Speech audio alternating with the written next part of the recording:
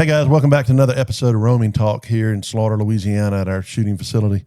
Guys, we just got back from Alaska doing the Alaska Wilderness Hunter, the NRL, and we were very much rookies at this one too, so this will be another rookie's perspective to the NRL Hunter.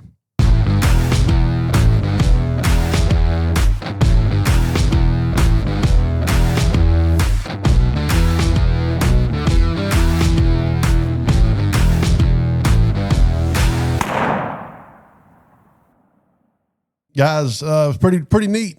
This was held up in Alaska, and Trevor, one of our range members, went to Night Force with us a couple weeks ago, and I had a couple guys back out on this deal last minute, and Trevor was just happened to be at the range that day, I think, and I told him about it. He said, "I'm in." I said, "Perfect." I said, "Let me call and make sure I can get it swapped around," and that was no trouble. So. I'm glad you came. We had a ball, and we're going to talk about it here on this podcast. First thing we did was my business partner, Dwayne, lives up in Wasilla, and I think he told us about it. I don't remember who told us about it, Chris. Was it him or? Yeah, I think Dwayne had mentioned Sterling's name up there. Yeah. And he got a hold of you. Yeah, so we ended up sponsoring. I think we ended up sponsoring the shirts, and then we gave a bunch of certificates and stuff out, and gave it away in action as well. Like I said, we had a couple shooters lined up. KJ with Gun Talk was going to come, and then something fell through on that. I think he had a hunt lined up and wasn't able to go, and then Fritz, old crawfish Fritz, was supposed to go. He backed out, and then like I said, we talked. Trevor was in. I think you were there the day that Fritz backed out or KJ backed out, one of them. I think it was Fritz. Yeah, it's probably Fritz. It's always Fritz. And got it going. So we went to Night Force, and then during that time, had to get some guns ready. And what'd you end up building out? NRL is a 6.5 Creedmoor on a Bartland carbon fiber. Yeah. Long peak action. So yeah. PA chassis. Yeah, so it was pretty cool. Thing shot lights out too. He shot lights out. Just took us a little while to get going on it. Yeah. A trip up, man. It's getting to Alaska. It wasn't super hard. It was just super long. So we flew from New Orleans to Chicago, and then from Chicago to Anchorage, and that was 7-hour flight from Anchorage. I mean, from Chicago to. Yeah, I think right at 7 hours. Yeah. Yeah, so that was... Yeah, especially from Louisiana. Yeah, that was... And the 3-hour time zone difference, too, man, just throws everything off. When I try to get a hold of Dwayne for anything, we try to communicate, it's always thrown off. Yeah, so we got up there. We were trying to get rental cars, and it was impossible to get something with the mileage that we needed. So you found some app, or you had an app. No, I've heard of it before. Never used it. But it's kind of like a rental by owner. Yeah. So I was able to find a 4-wheel drive just being in Alaska just in case. Yeah. No, it was perfect. It worked out, pick it up, drop off at the airport. It worked out great. Yeah. Went over 90 miles an hour. Yeah. Yeah, it did for like 3 hours. So it was yeah. So get there, we went and crashed at Dwayne's. We grabbed some so I shot one of our 6.5 PRCs, almost identical to this rifle here. This one's actually Chris's rifle. I used Dwayne's. I didn't even bring a gun with me just because it's already knew we had one up there, and Dwayne's was ready. Trevor had another NX8 in Mills, and we're going Mills. If you follow any podcast, I'm an MOA guy, but you communicate better when you're shooting the same reticle. So Trevor had one already in rings. We just grabbed it, swung up there, slapped it on the gun, 3-shot zeroed, and put 3 in the same hole. And then we went and shot the Upper Susitna gun club, wasn't it? Yeah.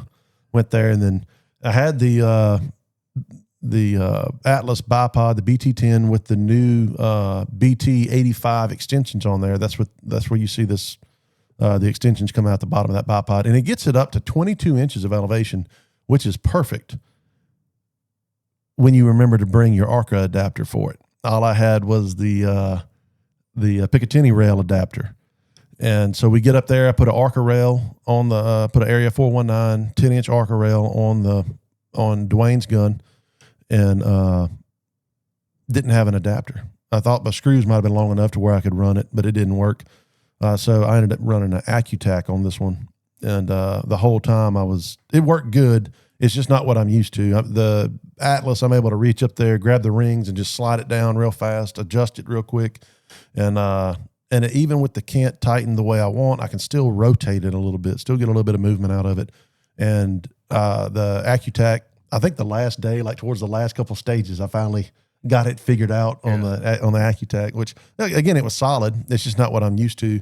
And I'm glad Trevor had one in his bag. Thank goodness. If not, we'd have been waiting on the hardware store to open the morning of the competition to get some longer screws. But ran the AccuTac, and then off of this one, man.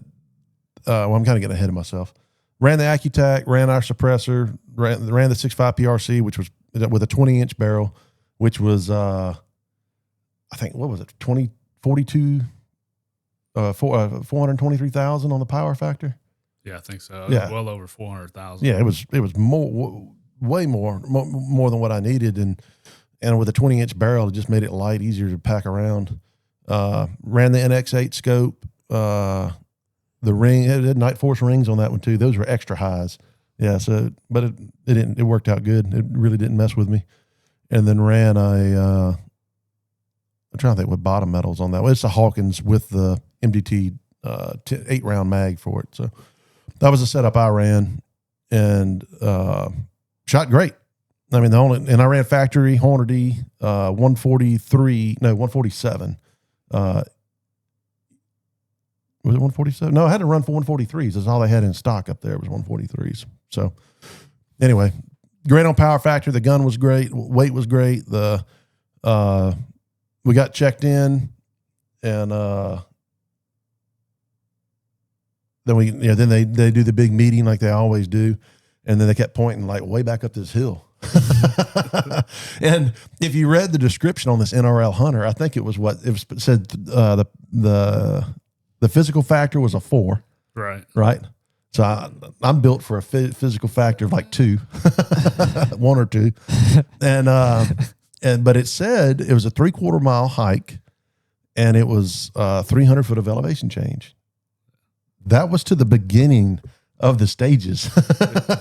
That wasn't all the way back. I think all the way back, it was like 2.25 miles all the way to the top. We got it on the Onyx. The second day, I remembered about halfway in to set my tracker.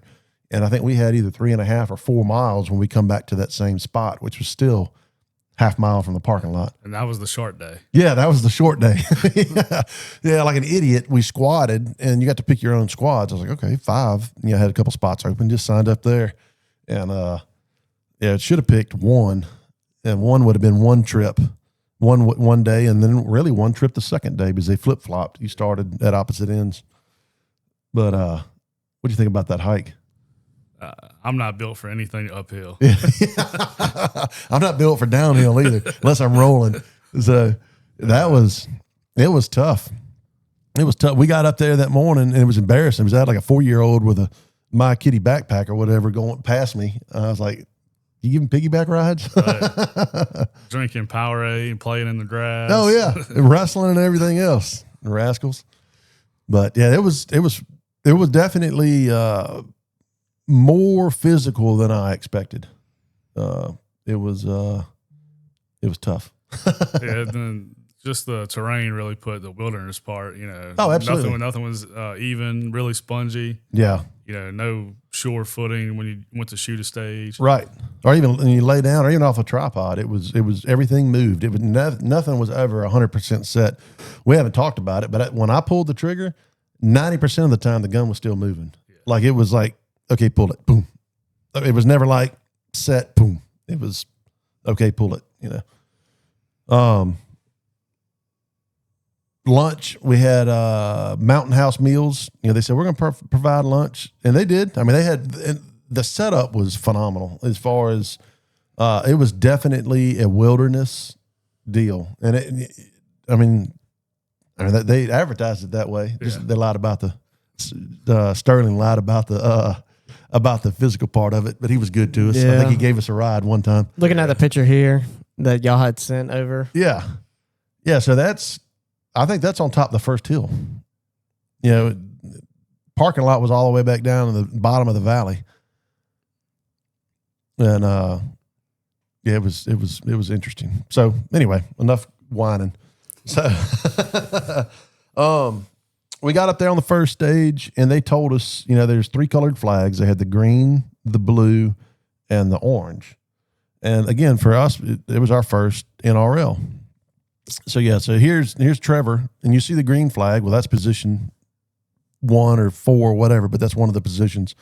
And you see the 2 red flags, and that blue flag is bent over. So the blue flag is where you're supposed to glass from, and it's supposed to be between those 2 flags and offset. So it makes a pie shape. And so we were thinking that it was just going straight out from them like a slight pie, but no, it's supposed to be like a 300-yard or so pie shape in front of you to where they could be. So the first target has a marker, whether it's A1 or B1 or B14 or whatever. So you find that marker, and then you can find your first target, and then your other targets are going to be, this whole stage, I mean, the whole shoot on this one was all right to left. That's what Trevor said. Chris couldn't shoot that because it had to be left to, he likes to shoot left to right. Yeah, absolutely not. I would have messed that up every time. First go around, every time. So, but you get over those 2, you get over that blue and red. I mean, get over the blue and then glass over the red, and they're supposed to be in between there. So sometimes they were. So are these white indicators up here? Yeah. So if you can see, looking at? Yeah, can you see it? Can you zoom in on that? Yeah. See, so that's 3 different markers there for 3 different deals. So 3 different stages. Yep, for 3 different stages, and the other targets are tucked in there somewhere or above it, and or who knows where they are, but they're in the vicinity. So let me ask you this, from a rookie's perspective, because I have no idea. Mm-hmm. So you see that, right? Your little white marker, and it's got the stage number on Yep. it. That's going to be your first target, right? Yeah, that'll be the first target. Yep. Yep. And is it usually to the right of that or left, or is it mixed? It's well, this one was every stage was right to left. Every stage was right to left. Right. But So the initial target could be on either side of the placard. That's correct. It could be the initial one can be, 20 yards from the placard? It was usually, within 20 yards. Yeah. Because we didn't pick up the right porcupine. The freaking porcupines. So, and this was the easier side. This was the B track or the B stages. So the other side was the A stages, and we'll get to those in a minute. We got some pictures in there. But anyway, so once we learned how to glass, because the first couple stages, we didn't pick up all the targets because we thought they were going to be in this little area, and we were wrong on that. So like on the third stage, I stopped the guy. I was like, "Hey, dude, all right, show me where this target is." And he showed me. I said, "Well, that's outside the wedge." And he's like, No, you get over the blue and then look over the orange that way, and then look over the red that way and red that way, and they're going to be in between that." So I was like, "Okay." Almost like a baseball diamond. Yeah, right. That's right, like a baseball field. So the blue is the center point. Is where you're supposed to glass. That's correct. That's your basically your pivot point. Yeah. Yeah, they guarantee if you glass, and they don't always guarantee the height, but if pretty much if you're kneeling over the blue flag, you should be able to see all targets. Yep. But like in that picture, it cost us a point moving positions with a cluster of white targets. I think it was on stage 6 or 7. Yeah. I moved positions and I got an impact, and we kind of looking at the RO, and I looked in the scope again. I'm like, I'm on 5B instead of 6B. Yeah. Right. Yeah. So you definitely had to pay attention to your placards. stage. Yeah. Yeah. So that, and then we're on tussock. A lot of the stages were on some tussock, or on the ground was super, super spongy. So like we were talking about a second ago, nothing ever got solid. Yeah. So, and you went home with plenty of it. Yeah. On your guns or whatever. So and we were laughing about how tough, that's tussock there. And some of it was laid down. A lot of it was laid down on stages, but even though it's laid down, it's still never set up solid. So, again, not complaining about it. It was just a new terrain, something new to learn on. So, you're trying to find pull up that gray looking timber where you see that it looks kind of like we're looking at the mountains, but we're not. I'm trying to take a picture of the timber underneath it. This one? No. Well, yeah, you can zoom in on that one. So zoom in on the trees there. So on the NRL targets, they're gray. All right. What color are those trees? Purple. yeah, they're gray. So they had some of them very well camouflaged. They had some trees that were laid down. I forgot what was in that tree. One of the porcupines, the first porcupine, we thought we had him, and I shot him, and the RO said, wrong target. I was like, wrong target. He was like, yeah. I said, that's the first one. He said, nope, that's the second one. I said, send it again. I said, it's first one now, or skip, and shot it and got a first round impact on it now. And then the issues came up, but that was the last stage of the day too. But anyway, if you look at the trees, everything blended in. So on all these stages on the A's, if they weren't in the green, they were hard to find. Yeah, there was one specifically where it was 2 green spruce trees and it was a gray target up against a dead spruce tree. I remember. Yeah, it was a treetop. Yeah. Yeah. And I just got lucky finding it, but they were tough. Yeah, they were. And that's what killed us, just learning it. I mean, we still ended up doing really well, but just the first handful of targets. And then we were shooting teams as well. So it was us as well trying to figure out a rhythm and a pattern that worked for us. So after the first couple stages, we were like, okay, even if we don't find all the targets, we're going to quit wasting time on trying to find targets and just shoot the ones that we see. And once we did that we started getting impacts and started getting through some stages. And even then, like I would go to shoot, and while I'm shooting, he's still looking for targets. So in case, I come up to the third or fourth target that I haven't found yet, he's like, okay, here, I found it. Here it is. And then give me direction, and then we can shoot it from there. So one of us got to stay on glass more looking while the other one was shooting. And that worked out really well. Yeah, setting a hard deadline for when we were going to start shooting. Yep. And then it kind of gave me an idea of we were going to skip a target. You got to the third one. I was setting up on the first one to be ready when you were done. Yeah. Yeah, I think we timed out like the first 3 stages. Yeah, probably. And then I don't think we timed out again until, I don't know, probably 10 or 12 stages later. Yeah. I don't think we ever had a time. And that was my fault. I forgot what I did, but I was doing something and I was like, God, I just wasted so much time. And, but anyway, and all the targets were much smaller than I was expecting them to be. And they ended up being minute and a half is what they were saying. It may be on the width, but then that's at the widest point, like the sheepheads or any, some of the ptarmigan is really tall but skinny. Yeah. So, yeah, maybe short, but it sure is fat. Yeah, type of deal. Yeah, or it sure is skinny. All MOA sized animal targets. Yeah, they were. And again, we never shot one, so I mean, you going into it, you're kind of, and we weren't alone. We had a bunch of first timers up there too, so it was pretty neat. A lot of locals, even the locals and guys that shoot NRL all the time, are all saying, "I'm going back to crying for a minute." We're still saying how tough the course was, but again, like the Night Force challenges, like we were saying, as tough as that one was, that's how fun it was as well. So, I mean, we're up there exhausted, but at the same time, freaking loving it. I was like, man, what's everybody doing back home in the heat? Well, it's a sense of accomplishment, and like we talked about, gives us a little bragging rights. Yeah, that's right. That's right. I don't ever want to hear anything out of Fritz's mouth again about how tough a freaking PRS is. Give me a break, son. Yeah, look at y'all here. Yeah. So that, and pictures never do the angle justice.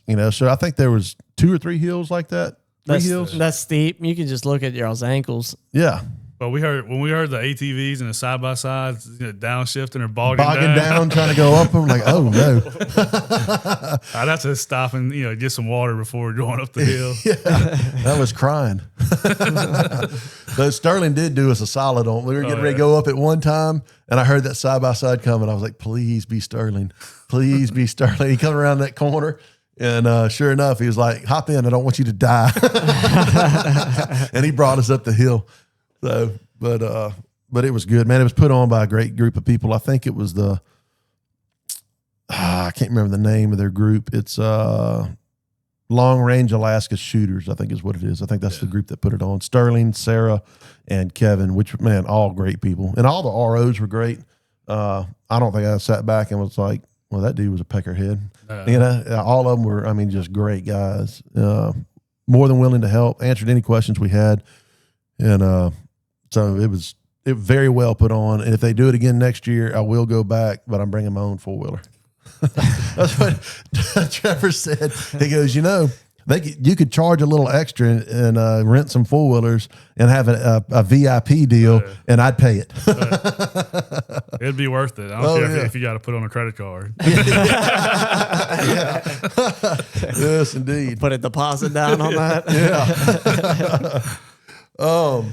What was your biggest takeaway from it? Just getting out there, you thought something was going to be one way and it was different or whatever. Anything like that, other than the hiking?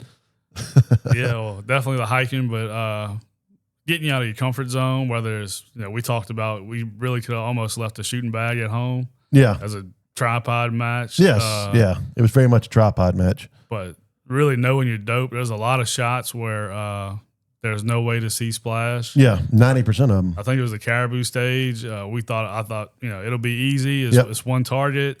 Ranged it. Didn't write my dope down. I'm on the third position. I'm looking and like something's right. I aim a mil high. And I'm shooting high. After the match, we figured I was 2 mils off. Yeah. Just. Yeah, that's he was 1,000, wasn't he? He was 6 something, I think. Oh, what was down in the bottom that was 1,000? The bison. The bison. Okay. Yeah. And it was everybody, you couldn't see didn't have enough sunlight to see mirage, and you're shooting down and around a finger. So you've got 2 different winds coming. And so I'm just holding. I think it's just a little left to right, and it was left to right, but it was way more than I thought. I was holding his nose, and the guy told me, he goes, "You were just off his butt." Yeah. And then after it was all said and done, he's like, "Yeah, everybody's been having to hold like a mil and a half for the wind on him." So. It's just really knowing your equipment, knowing your dope, and getting out of your comfort zone, practicing instead of just laying prone. Yeah. That's what I felt really good coming out of Night Force as a prone match. Yeah. I'm like, oh yeah, I'm gonna smoke it. Yeah. Yeah, we got smoked. It was fun, but man, once we got our rhythm down, like on the second day, the last 10 stages, I mean, we averaged a 12 out of 16. Yeah. So I mean, for us, we were pumped. We were like, man, everything's over a 10 today. So I mean, I forgot what was 82% shot impacts on the second day, or I think we finished around 54% impact rate, which is first day damaged us. I thought 50% would be good, so 54, I was happy. Yeah. For the very first match, that's really good. Yeah, it was. I mean, we just had to go in and learn. I mean, like I said, we didn't know anything shooting positions and there was no, like a lot of other NRL hunters you watch. You go on YouTube and watch. They got rocks and trees and everything else to build shooting. That's what I was expecting. And we get there and it was like, hope you brought your tripod. Well, good thing. Yeah. And let me ask you guys this: now that you've done one, what would you change with your gear? We'll start with Trevor. What would you change different with your gear? So now? I regret to tell you that tack table I told you to buy, it never took it out the truck. Yeah. So, thanks, Trevor. The first day we clipped in about probably halfway through the first day, figured out, you could clip in the binos right before the stage in the tripod. So you go to take it out, everything's set up. Definitely having both of us having Arca was huge. Oh yeah. Because we could set up one tripod at a position, one tripod to glass, or switch. So let's say Arca's probably top priority there. Yeah, absolutely. That's why I put the Arca adapter on the, and those would have been huge. I ain't trying to cut you off. Sorry about that. Oh no. The BT10 with the new the double extensions on them with the BT85s on them, that would have been huge. I could have gotten so much more done at that place. Yeah. With the tall set. And I was able to do it somewhat with my backpack. I'd throw my backpack on the ground, extend the Accutax out, and gain my elevation that way, and then took my rear bag. I mean, my legs would be above my butt, trying to get, kind of, I know that's a picture everybody wants to see, but I was all kind of cockeyed and getting down prone to shoot. And when I could have thrown down the tripod and opened the legs and got low on it, but that would have been the tool for the job for the majority of that shoot, would have been those legs. Yeah, you see a lot of stuff online about the triple pull, about people, if you don't practice with it, you get confused trying to use it. And I think if you had a triple pull that match, it would have been easy to shoot sitting. Yeah. And then use rear tripod for support. Yep. 100%. Now you had the double pull. I had the double pull. It's not quite tall enough to sit and shoot. And I think it was maybe a second to last stage the first day. I told you, I said, I finally figured out where to put my tripod legs and the notches. That's perfect for me for sitting, because not quite tall enough to just leave them in the first notch extended or not extended. But if you go to the second notch, it's perfect height. So I've never practiced that. I've always shot standing up on a tripod. Right. And, Tripod's my worst. Like when I go hunting, I'm going to lay down at all cost, and if I only get on the shooting sticks or tripod if I have to. So to go in on this and be able to use a tripod, by the time I left, I was pretty freaking confident on my tripod. Yeah. I mean, we were smacking them down left and right on it. So for us, we're not shooting 100% or pros, but for what we went in on, I was more than happy with the results of what we got done, heading home.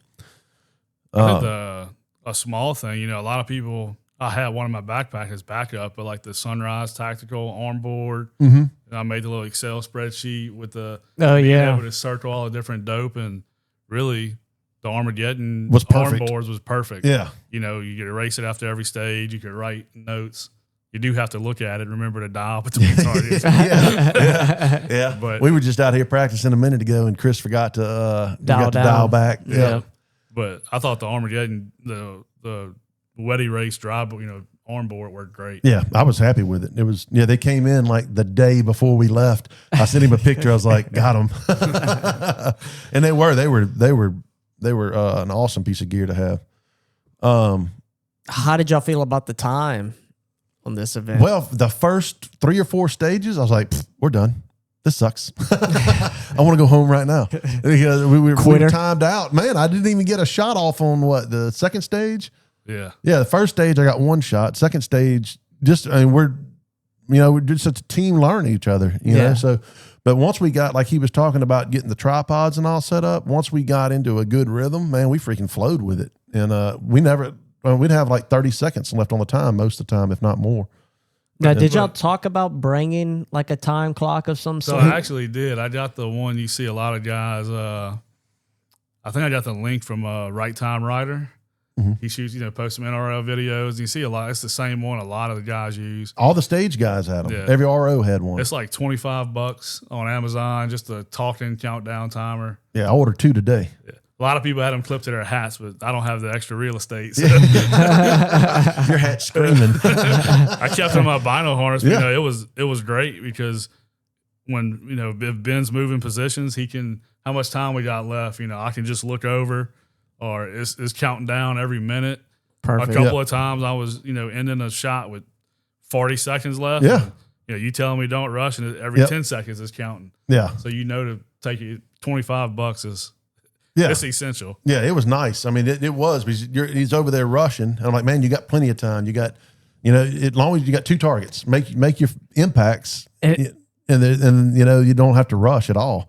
So just take your time, make that impact. Yeah, and it's such a mental thing, the clock. Oh yeah, because you don't know, right? Yep. If you're not thinking about it, well, you are thinking about it in the back of your mind, but it could either be you got 30 seconds left or you got 2 minutes left, right? So you never know unless you have that timer. That's a good thing to plug in, that timer. $25 timer. $25. Yeah, I just ordered 2 on Amazon today. Yeah, go ahead, order 4.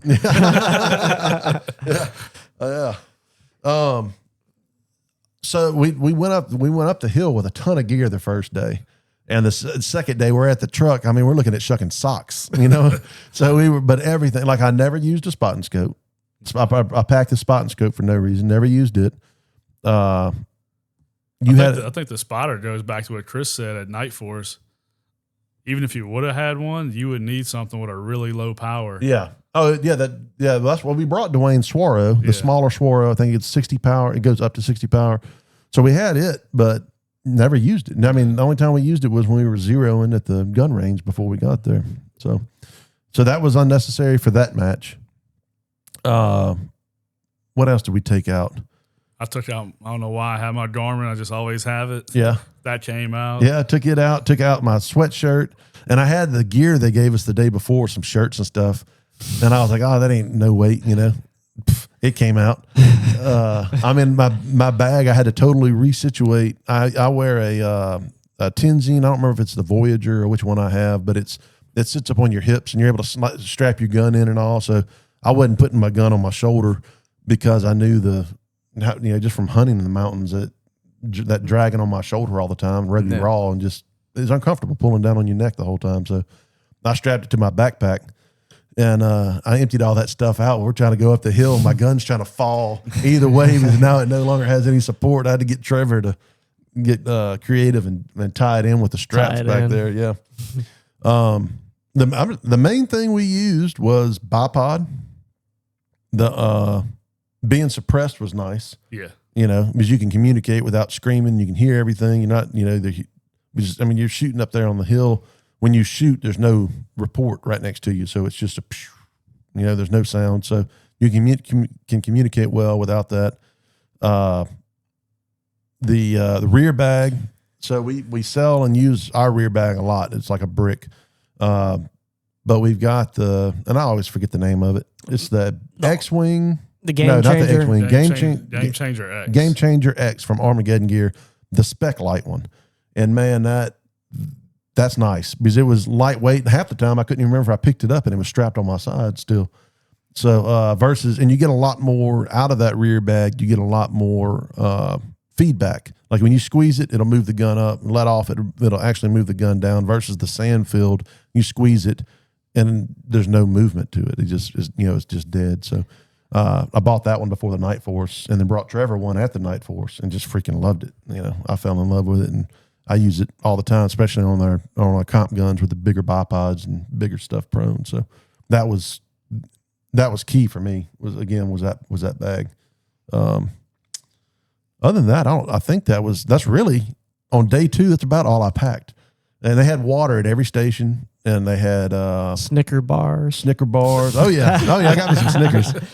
And I know you didn't unpack those. Well, I was like, man, I was getting them uphill. So the first day they loaded you up on everything. Well, the second day I was like, are we getting snacks? Like a little fat kid over there, And orange peelings and little bananas, like a sports team. And they're like, no, we're gonna bring some up later. I said, okay. I just didn't want to go up hungry, but okay. So anyway, went up there and we're at the second stage, and he looks in the little box next to the stage, like, there's a Snickers in there. I was like, jackpot. And I realized it was an emergency kit.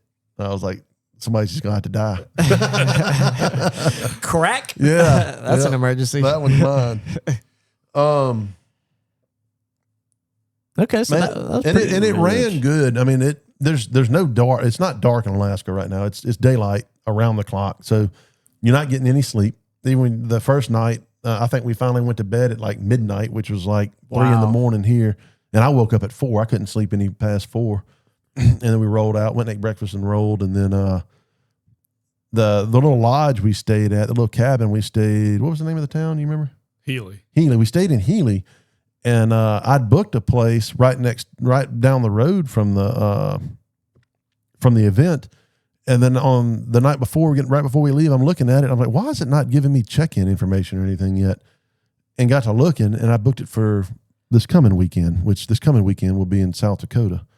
But so I had to rebook another room on Airbnb, and actually, it was a really nice little cabin. Trevor didn't want to snuggle with me in the only bed that was in there, but we had to run to the hardware store and get a shame on you, Trevor. We're a team. So went and got an air mattress and stuff. So it was but it was really nice. Nice little cabin.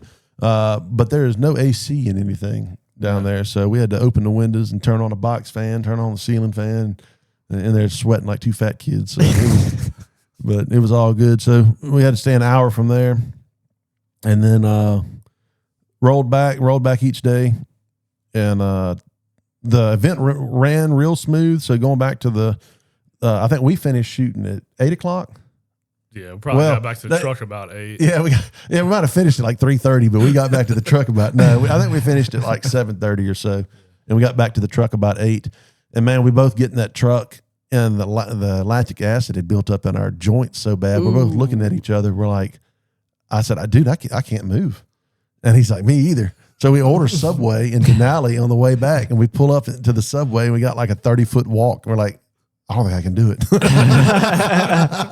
And we shuffle in there like two old men, get in there, and I just sit down. They're like, your food's not ready. I'm like, I don't even care. You can eat it at this point.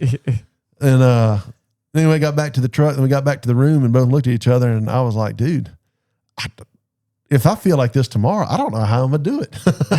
It was that stove up. I went and got in the shower and got a good night rest. And the next morning I woke up, I was like, oh, I can do it. It just that was weird. I've never been to where I was so sore and so stoved up and couldn't move. And the next day was really easier for me than the first day. Yeah, getting up that first hill, and then I guess maybe it was a little bit of sense of accomplishment the first day, a little confidence. Yeah. It definitely made a difference. Yeah. I wasn't quitting. Push to the pain at this point. Trevor at one point said, this is the most difficult thing I've ever done in my life. NRL Hunter. Yeah. But it was funny. I mean, it was fun. It was just fun to joke around about it. But man, it was, I did stretch before we went up the hill that second morning. Yeah. Yeah, I was looked like Jane Fonda down there, jazzercising. So, but anyway, we knocked that out, finished the shoot up, and then like I said, we shot way better the second day. We found a rhythm, communicating with each other really well. Had the tripod set up.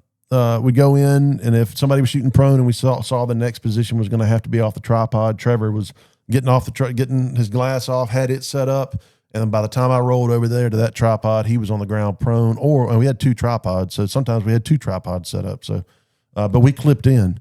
So, which in my opinion was, again, I'm a rookie, but it worked out better for me than the tack table would be, trying to keep up with all those parts. So, because it's clipped in, you just pick the gun up, set it in the next position, and you're back on the gun ready to go. So it was, to me, that was the way to do it. I think the only other option would be like the guys we kind of talked in our squad that was shooting a team. He had one of the tack tables with the bag strapped to it. Yeah. So I think that could work, but I definitely felt more stable clipped in. Yeah. Than what I've shot off my tack table. Yeah. Me and Chris just try to do a tack table out there a minute ago, and I was like, I'm going to clip in. Yeah. I mean, I guess it just depends on the place, right, in the event. You're seeing a ton of tack tables out on the pictures and stuff, but I heard on this match tripod was king as far as like clipping in. So yeah, don't get me wrong, again, this is our first event, so maybe there's another, next time we go to another one, the tack table may be king, right? But for this event, clipping in for me was definitely the way to go, because I could just pick the gun up one hand and grab my bag with the tripod attached to it and set it in the next spot. So, and it was ready to go. Target acquisition was fast. Didn't have to worry about moving the bag, moving the gun on the bag, or moving anything else. So that's what I was worried about. If we were shooting, sitting down, having to get up, move positions, keep track of the bag. Right. Yeah. Right. I'm about to say, so if you have different positions, or you have to choose different, or shoot in different positions, how does that work as far as like, okay, you're tacked in to your tripod, right? Now, can you move the tripod? Does that count? Well, see, or you don't have to shoot A, B, C, D. You could shoot C, B, F. I mean, whatever you wanted to do. You didn't have to shoot those four positions in any particular order. So, if we saw that we needed the tripod short, we would use that tripod short first and then extend the legs as we moved. Or if we were going to do prone and then to tripod, we do prone to tripod or whatever. So, does that answer your question? Yeah. Well, because you can move to. Can you stay strapped in for four positions? Yeah, basically? You can. You don't have. Yeah, you don't have to. They're not telling you how you have to shoot. They're telling you where you have to shoot. Now, there was a couple stages where the flags, you see on the picture before, the flag was on the ground. If the flag's up in the tree, that means they want you shooting off the tripod extended. They want you up. Gotcha. But that is a good rookie question, because one of the first stages we did, I was clipped in and I unclipped to move positions. And then I just, being under pressure, couldn't get it back. And I decided to just shoot not one side of the archer clipped in, the other not. And they told us after, like, as long as your bolt's back, you're good. Yep. But they also had the one stage where we tried to move. We were able to do it, but in between two trees, clipped in, Just trying pull to the make leg in sure real you don't quick flag anybody. Yeah. And that worked. It still worked out good. We just pulled the leg. I just bear hugged the legs real quick, got through the tree and threw the legs back out. So that was a fun. As far as tripods, I know you talked about it, but I had to invert it, and that makes a huge difference. Yeah. So on those stages. So what were you running? Were you running the two vets? It was two vets. Yeah. I think it's the Recon V2. Yeah. Maybe that's a good one. Yeah. That's the one to go. Only problem with it was it doesn't get as low as the triple pull standard deploy. But I agree with the reverse deploy is definitely the way to go. Faster movement. You don't burn as much time as going. Yeah. You just boom and throw it. Yeah, that's a pain. If you got 3 legs, you got to try to adjust. Yeah, I was running the Arkin, one of their. Yeah, not that's Arkin, right. the Athlon. That's right. And the head on it's good. Everything was good. I was solid on it. Mm-hmm. But yeah, mine versus his was, apples and oranges. But I would definitely the two vets was the way to go. The reverse deploy. Did you see any guys using 2 tripods out there? No, shooter? we saw some guys try it, and we talked about it, and with the guys that were in our squad. And because the terrain, the way it's so spongy and moves, it's you're fighting 2 things moving now rather than trying to get solid off of it like you wanted. Mm-hmm. Yeah, it's like I would push my bino harness over. You've seen me do it while we hunt. Right. I would push my bino harness over and let my gun set on top of my bino harness. Yeah, because I've seen the guys in videos and stuff. They'll have 2 tripods, and basically they'll have their dedicated tripod with the binos just clipped in, and that's their spotting right there. And then they have another one to shoot off of. Would you consider that to be helpful? Or one of the individual shooters in our squad had 2, and I think he said he tried it once, and then the team tried it. They said they tried it once, and they couldn't get comfortable, like he said, with the terrain. I run the Anvil 30 head on my 2 vets, and shooting sitting with some of the stages, I was able to use that game changer, tuck it in under my elbow, and I mean, it gets your wobble zone down really good. And I'm not that good, but I don't know if it would make me any better because the first couple of times I dry fire, I had the bad rider against the tripod, and then you go watch some videos, and the first thing they tell you is you don't actually want contact with the leg. And it's like, so am I introducing more movement into the gun than shooting without a second tripod? Right. So interesting. So the second, I've used it hunting in the second tripod in that terrain, solid terrain, it works. But yeah, I mean, it was like walking through. I mean, it's spongy. You've walked through the tussock and stuff before. It was just nothing was 100% solid. So you're adding in like another something else wobbling. Now you're trying to stop this wobbling while the front's still moving, and then. I think if we would add terrain features like you said, you see in the videos, rocks that would have worked. Yeah. Yep. But yeah, not in this one. Yeah, it was a tripod match for sure. Coming down, and we came down. They fed us some barbecue out of it. We actually passed them. Yeah. Some from Anchorage, and it was actually pretty good. Yeah, I was wondering how Alaskan barbecue was gonna be, but it was really good. They had a good prize table and all. They gave away some cool trophies, which we didn't get to stay around and see any of it. We had a flight.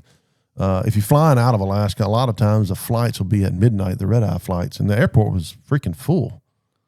Yeah, so the guy that sat next to me on the first flight to Salt Lake, he stayed for the awards, and I think he said it didn't start till 7. Yeah. And they had a little, hoopla about some stuff, and so I don't know what time he actually left. Yeah. But I don't think – probably luckily our flight was delayed 30 minutes or so. Yeah. Well, we left. We had to go to Dwayne's, break that gun back down, get all the parts back off of it, took a shower for our neighbors on the plane.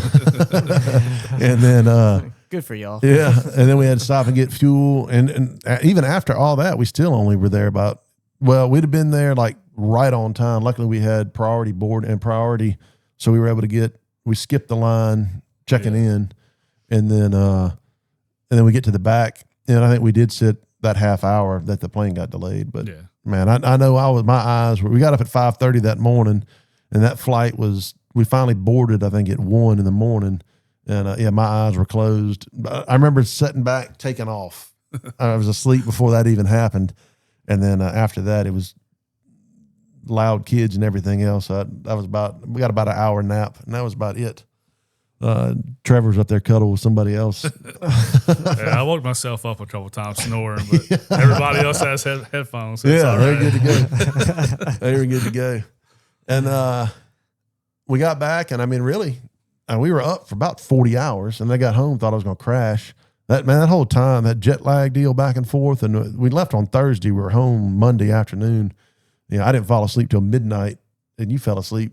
Same thing you said, and then again last night. I'm still jacked up, but I would definitely recommend that NRL Hunter. I don't know if they're going to do it again. If they do it again, I think they said they're going to move locations, but I would if they put another one up in Alaska, I would jump on it. The scenery was great. The people were great. The event was just it was a real fun experience.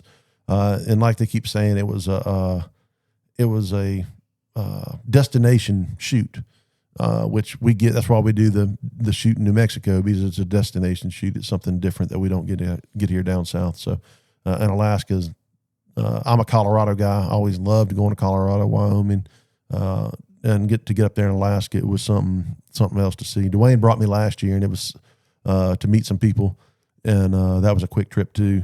And I think he was a little disappointed because I was tired the whole time. So I didn't.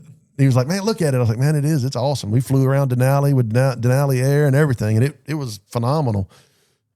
But man, that's some miles. How many miles you say we put on in 3 days?